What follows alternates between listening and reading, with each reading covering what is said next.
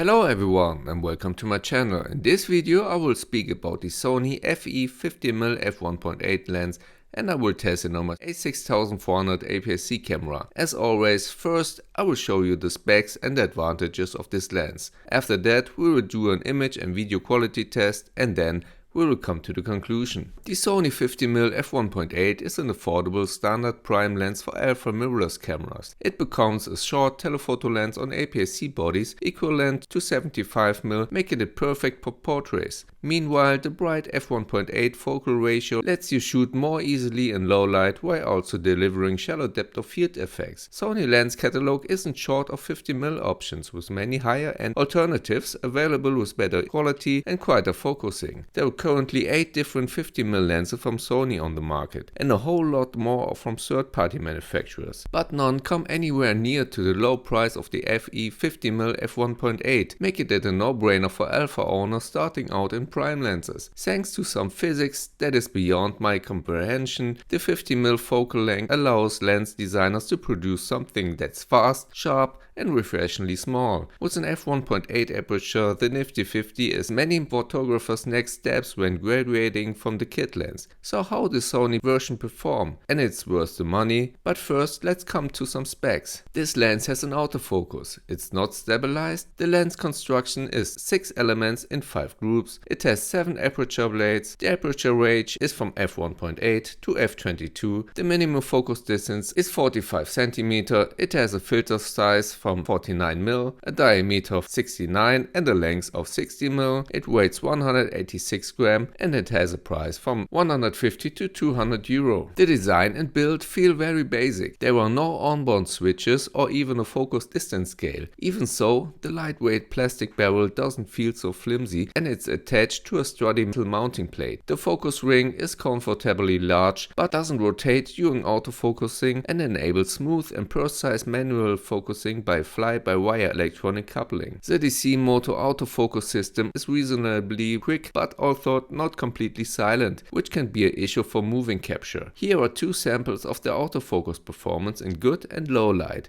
and there you can hear also the focus noise.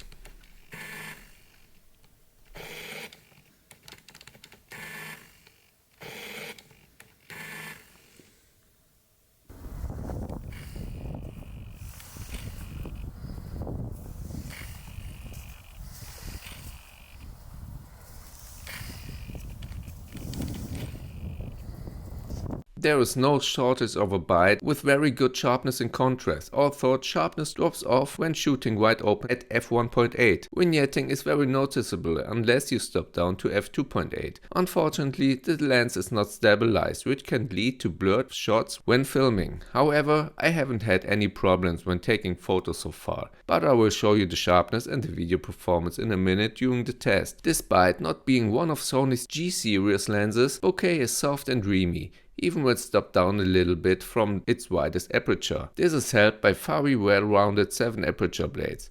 And what about bokeh balls? Here you see an image with an aperture of f1.8.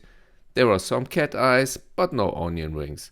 If you stop down to f2.8, you will see some edges due to the 7 aperture blades. Color fringing is noticeable across the entire frame at all apertures, even without enable in-camera correction, and the sun stars are also okay, but not the best in the world. But now we will come to an interesting part of this review, the image and video test. Have fun!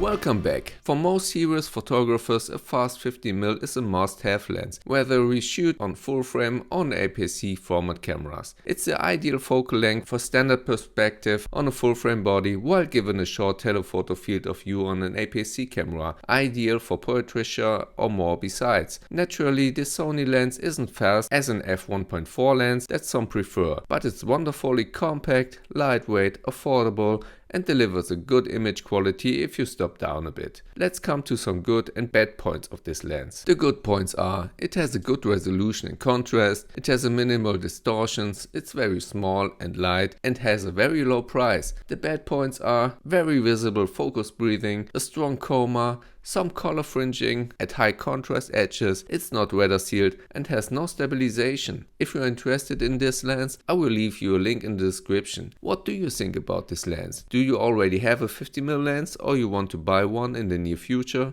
Feel free to write in the comments down below. And if you like this test, I will be happy if you can leave a like and subscribe to my channel. And if you have any questions, please write in the comments down below. I will try to answer everyone. See you next time.